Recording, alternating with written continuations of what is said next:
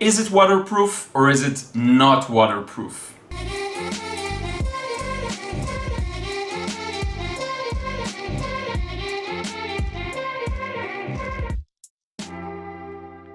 What up friends, Liron here. Thank you for joining me in another video. So as I promised, I need to give this one a test, the new my new Faber-Castell Ecco Pigment pen. I said that I will test it out and see if it is indeed waterproof or not. I heard some mixed opinions about this one, and I really want to test it out. Now, I could just swatch out some squares and fill them up with paint, but I decided that instead what we're gonna do is make a whole quick sketch, kind of like Peter Sheeler style of just pen sketch and then watercolor. Not to say I'm in his level, because I'm definitely not, but the same kind of principle, pen sketch and then put some watercolor on it and see if it is waterproof. Because what better way is there to discover if it's waterproof or not than to actually make a whole sketch using the pen and then putting the water and finding out it smears it all over the place. Reference to my old video that some of you have seen. So anyway, yeah, I just thought it would be more interesting than just putting some lines and trying to paint over them. Okay, so I'm gonna change the angle. I'm gonna do this in time-lapse because the most important part here is looking at the result of the pen. And yeah, that's it. Let's get to it. Okay, so I'm running this at a fairly high speed. It doesn't really matter this much, the drawing or painting process, but what I want you to notice is the reaction of the watercolor and the pen. I'm not going to spoil it for you, but don't expect anything interesting. So anyway, this is a cabin I'm sketching out in pen, and this is usually not my style, you all know. I much prefer drawing with pencil as a preparation for a watercolor painting. And I've been asked this a short while ago. When I do paintings, I prefer the more traditional watercolor look over the sort of illustrated look, let's say, that usually uses a pen. Now, not always. For example, Peter Sheeler's work really is doesn't feel that illustrative to me. It feels a lot more natural and traditional, but still. So anyway, now I'm making some colors for the sky, and notice what happens. The pen is waterproof. It doesn't get smeared. Nothing actually happens.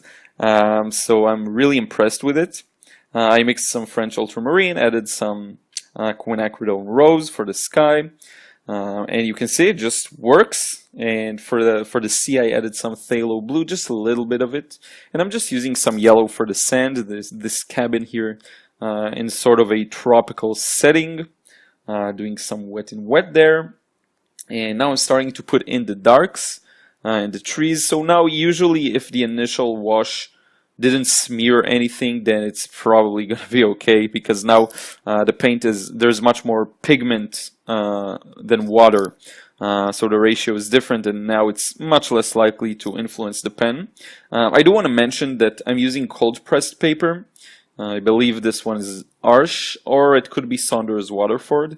I kind of mixed the two stashes, so now I don't really pay attention to which one is which. And so this is cold pressed paper. Now this means I think that the pen is more sort of settled in there. I think if it was a hot pressed paper, maybe the pen could have more potential of smearing just because it's smoother surface, though I can't say that for sure. Okay, so anyway, now I'm putting in those trees, some details in the foreground, some dry brush.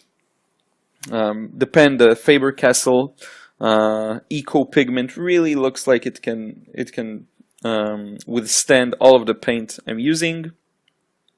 Creating some depth, using some lighter values here in the background.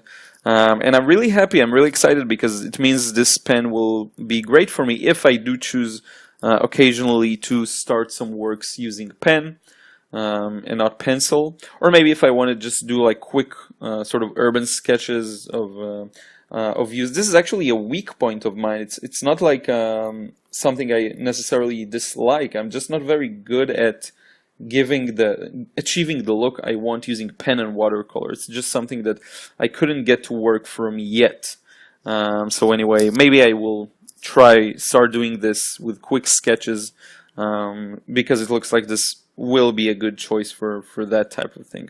So now I'm going back with some darker darks here, because the right area of the scene was much darker, and adding some final details here. This is really near the end. It's a very quick one. You'll see, you'll notice I got out of the lines in many places.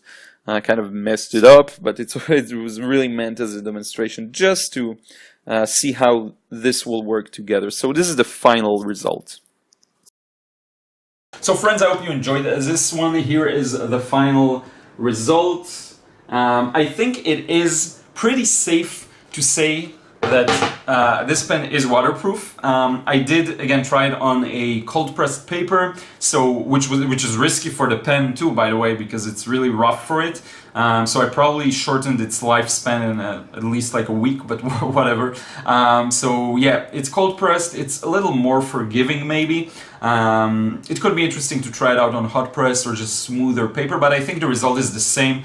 This one seems to be waterproof. None of the paint was smeared, nothing, no accidents whatsoever. The painting is not amazing, but again, it's just a very quick kind of watercolor sketch. So anyway, I hope you enjoyed this, and if you were considering getting it, but you weren't sure just because of the waterproof question, then now you know it is. So I hope that answers that. I want to thank you so much for watching this video. I hope you enjoyed it. Don't forget to subscribe here on YouTube, follow me on Snapchat and Instagram, where I share tons of stuff, work in progress, me outside painting on location, and it's just very fun. I'm very active there. Hit me up with a message or a comment and I'll probably answer. And this is it. I will see you again in the next video.